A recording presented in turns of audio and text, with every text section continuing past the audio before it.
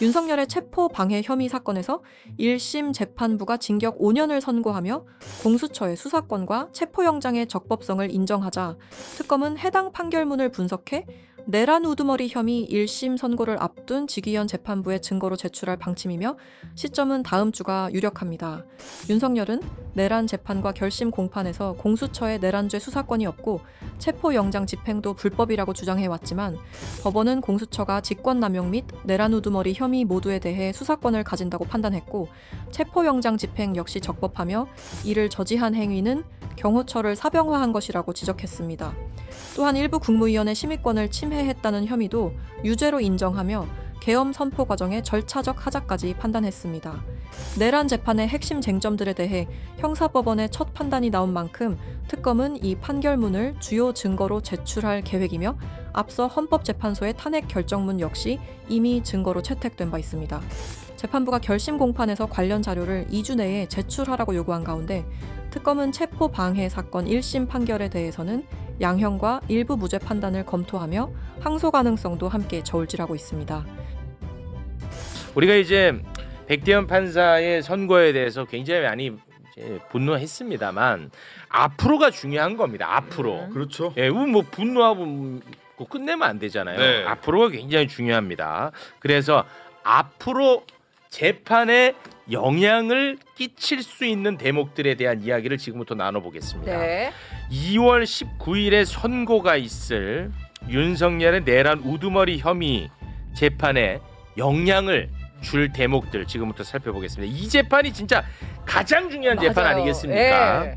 실제로 내란 특검은요 지기현 재판부에 이번 백대현 판사의 재판 내용을 증거로 제출한다는 거예요. 네. 예, 그렇기 때문에 이게 굉장히 중요합니다.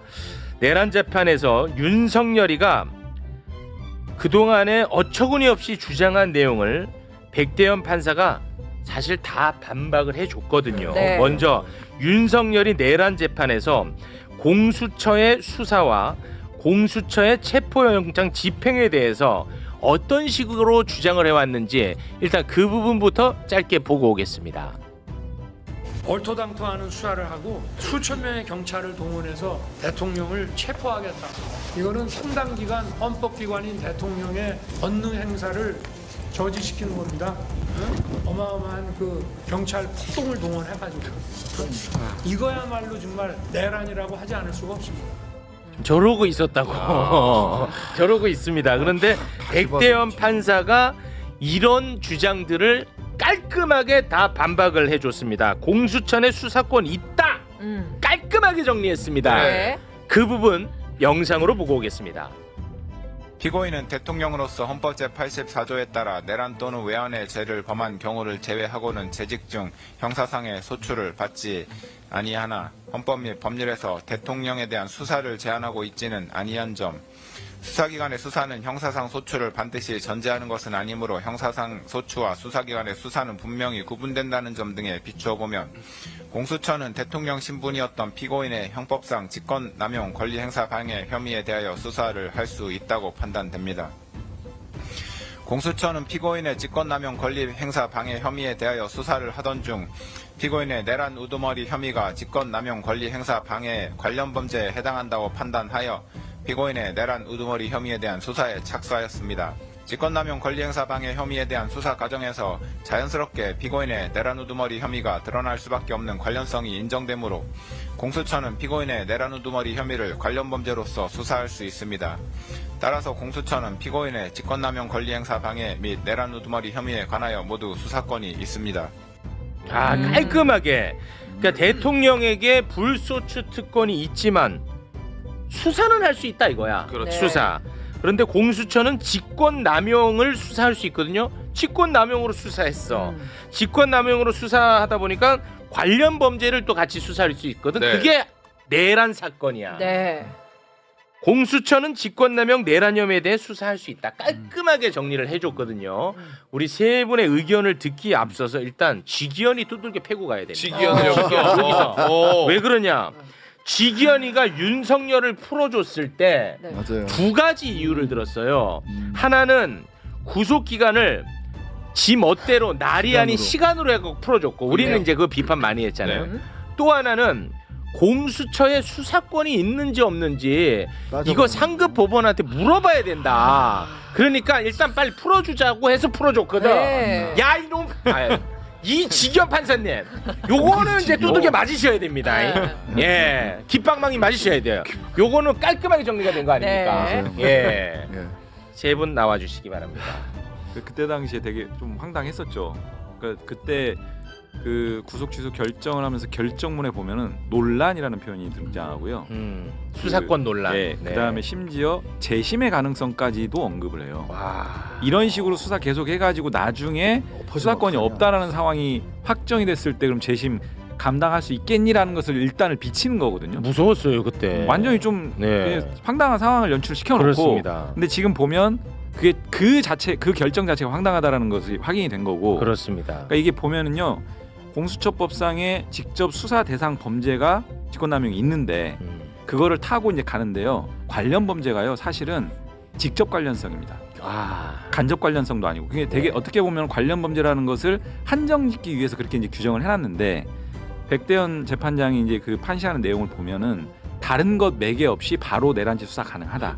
직권남용에서 그러니까 네. 직접 관련성이 있다라는 것을 그렇게 표현해서 판시를 했고요. 그렇습니다. 그러니까 수사권 존부에 대한 논란은 이제 이렇게 좀 제거가 되는 거고 불소추 특권 여부에 대해서는 기간에 우리가 많이 얘기했었던 부분이기 때문에 네. 크게 문제가 되지는 않고 그래서 이 지금 선행 재판에서 이런 판단들을 했기 때문에 지계현 재판부에서도 기존에 스스로가 결정문에서 논란 내지는 재심 가능성까지 일단 비치긴 했지만 네.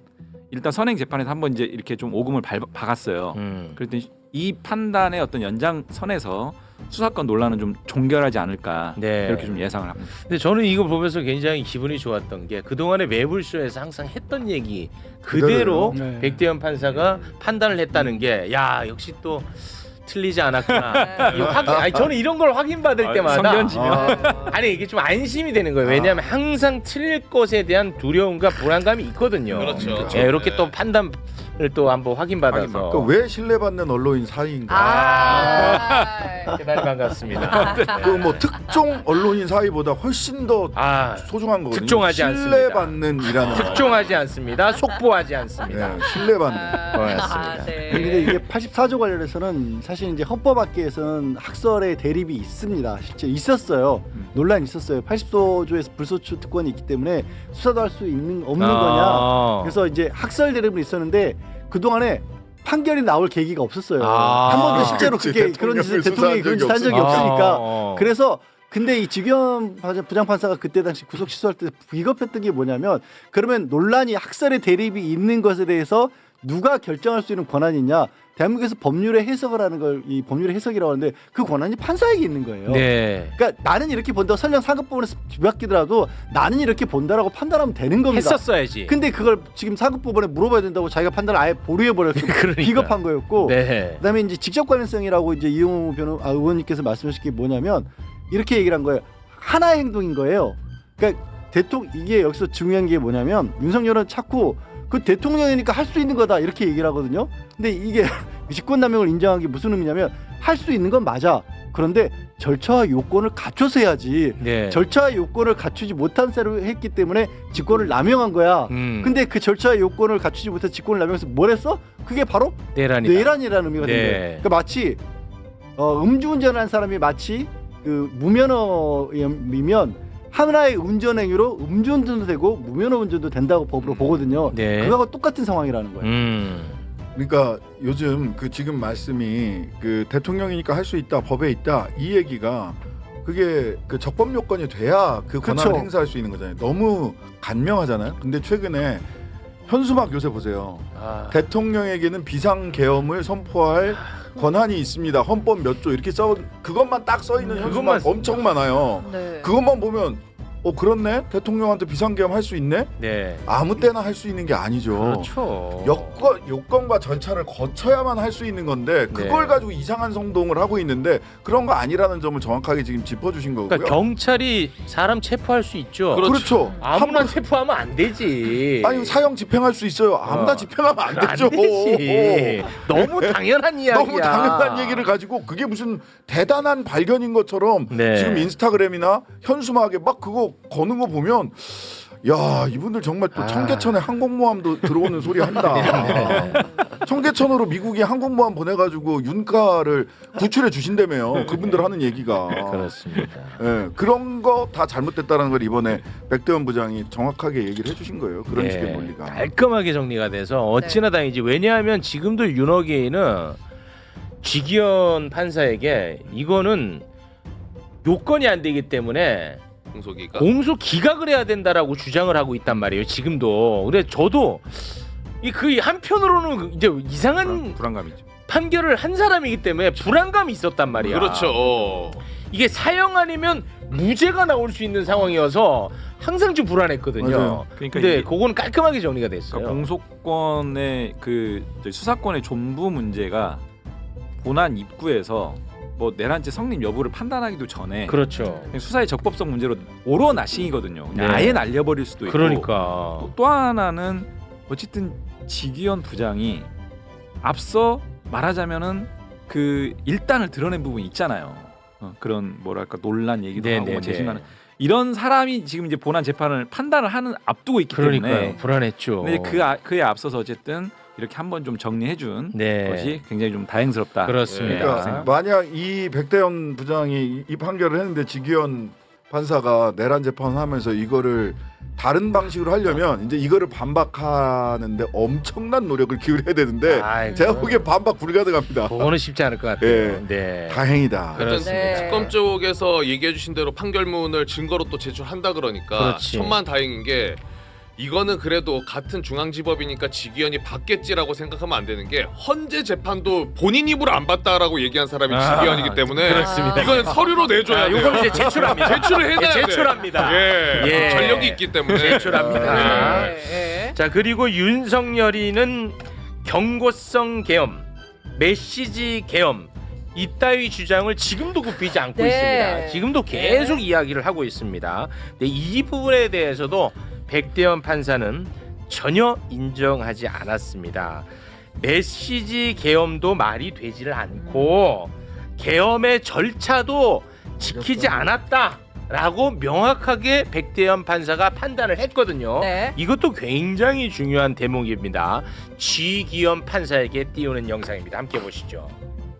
피고인의 위와 같은 주장에 따르더라도 국무위원 전원에게 소집 통지를 하지 못할 정도로 긴급성과 밀행성이 요구되는 상황이 존재하였다고 보기 어렵습니다. 피고인은 대통령으로서 누구보다 헌법을 수호하고 법질서를 준수할 의무가 있는데도 도리어 헌법과 관련 법령에서 대통령의 독단과 권력의 남용을 방지하기 위하여 규정한 절차적 요건을 경시하는 태도를 보였으므로 이는 비난받아 마땅합니다.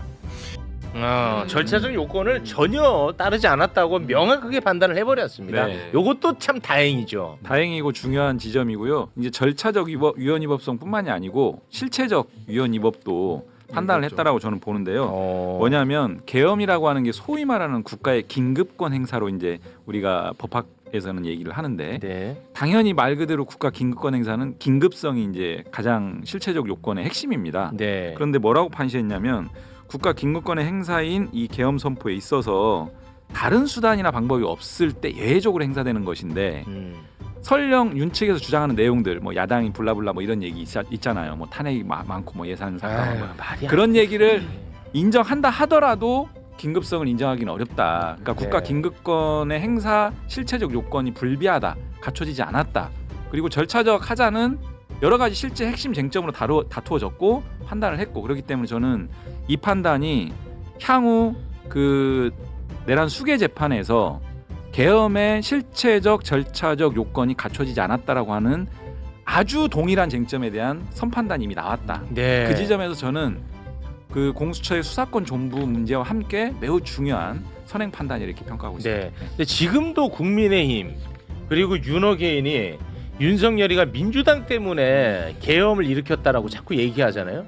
근데 그거는 너무 말이 안 돼. 민주당 때문에 계엄을 선포한 것도 물론 뭐 그 자체도 문제지만 그걸 백번양보에서 받아들이더라도 그걸 받아들일 수 없는 것이 그러면 한동훈은 민주당 사람이냐고. 한동훈은 왜 잡아가냐고. 네. 그리고 판사들은 민주당 사람이야. 왜 잡아가 판사를. 그러니까 말이 안 돼. 말도 안 되는 거고 지금 그 얘기가 나온 게 지금 얘기한 것처럼 윤석열이 계속 주장했던 게 지금 이용우 의원님 지적하신 것처럼 민주당의 폭거 때문이었다라고 얘기를 했는데 뭘 덧붙이자면 이렇게 얘기를 한 거예요.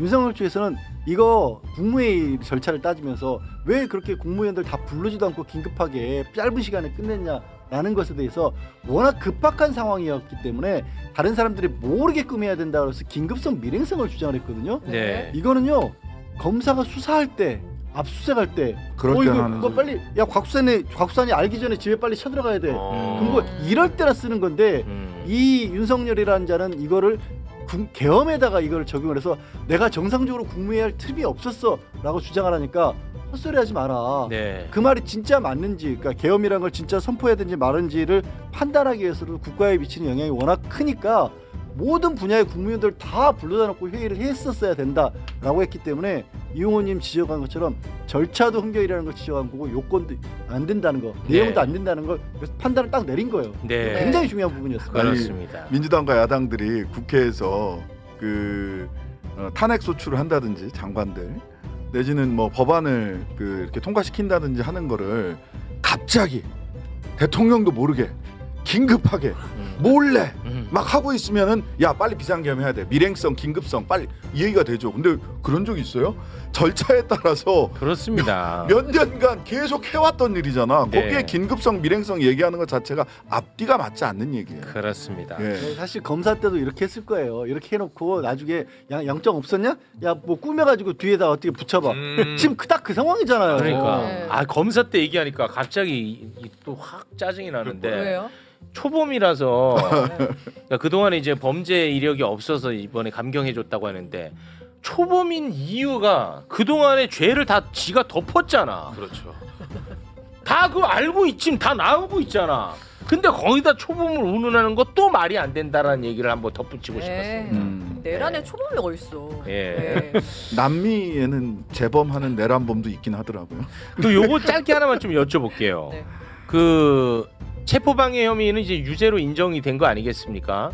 그러면은 국민의힘 그 정치인들 그 45명 그때 그 체포 방해 하려고 가지 않았습니까 현장에? 방탄 의원단. 예, 그거 어떻게 되는 겁니까? 그 당시에 이제 제가 그 법률위원장 당시에 이런 얘기를 했었습니다. 이제 특수자가 붙으면 요건이 뭐냐면은 단체나 다중의 위력이라고 오. 하는 게 특수가 들어간 범죄의 구성 요건 중에 하나예요. 네네. 근데 45인의 단체가 네. 정말 엄청난 위력이 사실 국회의원이 아, 그럼요. 45명이 집단적으로 가가지고 막 이렇게 스크럼 짜듯이 이렇게 네. 앞에 그래서 이런 방식으로 적법한 법원에서 발부된 적법한 영장 집행을 방해하는 것은 네. 특수공무집행 방해다. 네. 그래서 실제로 그렇게 고발되기도 했었어요. 근데 수사가 지금 어디까지 왔는지는 모르겠는데 사실은 일반인들이 그런 식으로 그 영장 집행 방해하면은 바로 그냥 입건해서 바로 수사합니다. 당연히 그럴 것 같은데. 근데 이제 네. 비겁한 것이 뭐냐면 그렇게 정치적 시위는 해놓고 막상 영장 집행하러 할 땐 싹 흩어졌어요. 아. 그래서 특검에서 이거 보니까 업보만 신나게 내놓고 정치적 효과만 다 따먹고 맞아. 실제 집행 때는 싹 흩어졌어요. 좀 애매한 부분이 있네요. 예, 그래서 그때- 특검에서 기소는 하지 않았다라는 그때- 게 이제 특검 측 입장이더라고요. 비겁한 사람들. 근데 안개처럼 사라지진 않고 일정 부분은 좀 실랑이가 있었던 걸로 기억하는데. 그때 아마 제가 기억하기로는 경찰 측에서 통보를 했다라는 걸 알고 있어요. 네. 이거 계속해서 이런 식으로 가시면 네. 자, 공직방이 될 수밖에 공직방이 없습니다. 됩니다. 하니까 그러니까 이제 쓱 싹 사라지는 거야 그때 되면. 보도 내용 보니까 특검이 실제로 얘기해주신 대로 처벌 가능성 검토를 했었는데 예. 정작 경찰이 강제 진입할 때 국민의힘 의원들이 하면서 비켜주는 행태를 보여서 쉽지 않을 것 같다라고 아니 아, 좀 실제로 애매하구나. 실제로 막든지 정말 그런 결의를 했으면 그 다음에 이건 뭐 생각나는 건데 장동혁 대표가 지금 무슨 특검 가지고 뭐 얘기하고 있는데 아니 장도영 대표는 윤어게인 그렇게 외쳤으면 사실 단식을 하려면 윤석열 사형반대 단식을 해야 되는 거 아니에요? 아 그거 아니에요. 아우 비겁해요. 정정당당해야지. 45분들 실망입니다. 네. 정치적으로 엄포만 넣고 말이야. 안개처럼 사라지시고. 아니, 저는 그때 이제 경험이 있어요. 그 국회의원들이 예전에 그 빠루 사건 그런 네. 집단 저항하고 막 이렇게 국회 선진화법. 한번 이제 당했잖아요. 네. 막 6년 동안 재판받고 그런 경험이 있어가지고 약간의 이제 위축되는 부분이 있었을 텐데 그럼에도 불구하고 그 당시 했던 행위는 저는 기소했어야 된다 봅니다.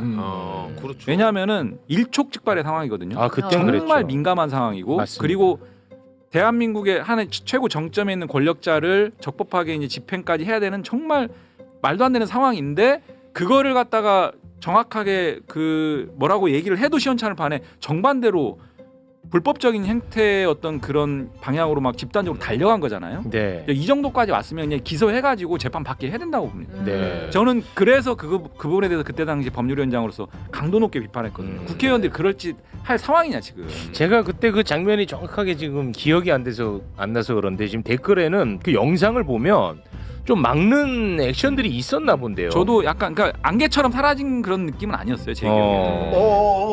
하면서 사라졌어요. 근데 막 댓글은 그 영상을 보면 분명히 그 막는 행위가 있었다라는 의견들이 좀 올라오고 있는데 그거는 저희가 확인을 해서 내일 함께 이야기를 나누도록 하겠습니다. 자 그리고 이번 재판에서 한덕수 관련한 부분도 이제 나왔거든요. 네. 내란 혐의 한덕수 15년형을 지금 구형받고 호텔에서 행복하게 즐기고 있지 않습니까? 이제 이 행복도 마무리를 져야죠. 이게 아니 내란범이 지금 호텔 서비스를 즐기고 있으면 되겠습니까? 다시 한번 대한민국 내란범 어떻게 지내고 있는지 영상 다시 보고 오겠습니다. 1월 14일 윤석열 사형 구형 다음 날. 호텔에서 서비스 편안하게 즐기면서 저러고 있습니다. 어차피 깜빵 갈 거니까 맛집 투어하는 거 아니에요 미리? 아니 그래서는 안 된다는 거지. 내란범인데 그렇죠. 이게 말이 되냐는 겁니다. 네. 근데 한덕수 선고가 이제 21일에 있습니다. 내일 모레. 21일. 근데 백대현 판사가 한덕수 재판에 영향을 미칠 내용인 사후 계엄 선포문 작성과 폐기를 유죄로 그냥 깔끔하게 인정을 해버렸습니다. 요거 아주 그냥 유죄라고 깔끔하게 인정했거든. 요거는 정확하게 한덕수한테 영향을 미치는 대목입니다. 그 부분 영상으로 보고 오겠습니다.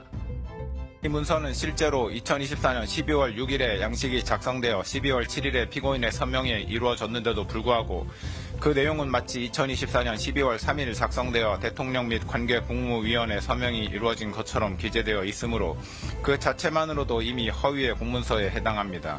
계엄 선포 전에 관계 국무위원회 부서가 이루어지지 않았는데도 불구하고 위 문서에 마치 계엄 선포 전에 국방부 장관과 국무총리의 부서가 이루어진 것처럼 기재되어 있다는 점을 명확히 인지하면서 문서에 서명하였으므로 허위 공문서 작성죄 고의가 있었다고 충분히 인정됩니다. 결국 피고인에 대한 허위 공문서 작성죄 공소사실은 유죄로 인정됩니다. 피고인이 한덕수 국무총리 및 강희구 부속실장과 공모하여 위 문서를 폐기한 행위는 대통령 기록물 관리에 관한 법률 위반죄 및 공용서류 손상죄에 해당한다고 판단됩니다. 아 한덕수 깔끔 공모. 공모라고 그냥 또 이야기를 해버리고 한덕수 이름까지 거론을 해버렸습니다. 네. 동일 제명으로 지금 이제 선고가 예정돼 있기 때문에 네. 저 판단을 피하기는 어려울 거. 그러니까 저런 판단들을 다 종합해 보면 아무리 생각해도 5년은 정말 이해가 안 돼요. 그러니까 저 뭐냐면은 정말 자기네들의 잘못을 치부를 덮기 위해서 사후적으로 작출한 거잖아요. 완전히. 진짜 나쁜 놈들이지. 진짜 일반적인 사람들이 해도 저건 진짜 나쁜 건데 그렇습니다. 저런 엄청난 일을 벌이고 나서 그거를 감추기 위해서 저렇게 했다라고 하는 거에 대해서 저런 상황들을 다 종합해 보면 5년이라는 게 이해가 안 되고 그렇죠. 사실은 우리 아까 양 변호사님 말씀하셨지만 기계적 판단을 했다라는 게 뭐냐면요.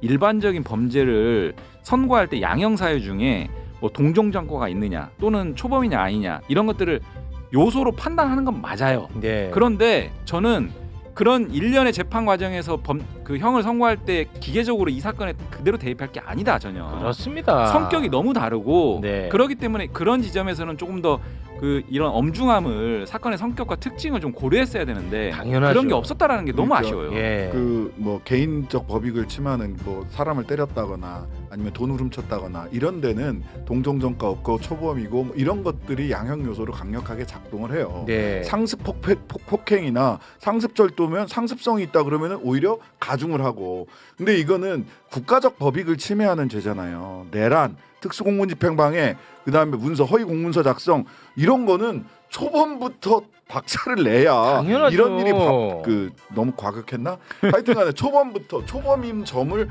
양형 요소로 고려해야 할 그런 범죄의 종류가 아니다. 네. 개인적 법익을 행하는 죄와 국가적 법익을 행하는 죄는 달리 판단하는 게 맞다라고 저는 생각합니다. 그래서 지금 네. 아니, 요 부분은 이제 다시 이제 허위공문서 작성으로 돌아가서 한덕수 전 총리는 이게 문제라는 걸 알고 있었어요. 네. 그래서 나중에 이거 문제될 거 아니야라고 본인이 또 직접 물어보고 그래서 그걸 나중에 폐기할 수 있게 만들었잖아요. 그렇습니다. 그러니까 위법성이라는 걸 분명히 알고 있었던 위법성과 적극성이 다 들어갑니다. 다 들어가 있는 네. 그런 상황이니까 그러니까 고모라는 말까지 썼다는 거고, 저 부분에서 저는 이제 약간 그 걱정까지는 아니고 과연 그런 허위 공문서 작성한 것도 그것도 역시 여전히 대통령 기록물로 봐서 폐기한 것도 별도로 또 처벌할 것이냐라고 봤는데 그게 좀 걸림돌이 될 수 있지 않을까 싶었는데 아니요, 그냥 여지없이 그것까지 다 유죄를 넣은 겁니다. 그렇습니다.